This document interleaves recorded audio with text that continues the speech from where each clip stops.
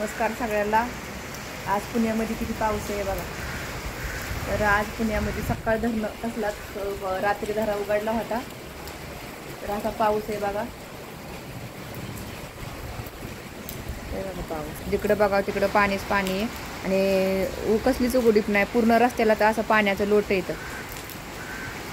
मोबाईलचं बटन सुद्धा गारटला मोबाईलमध्ये.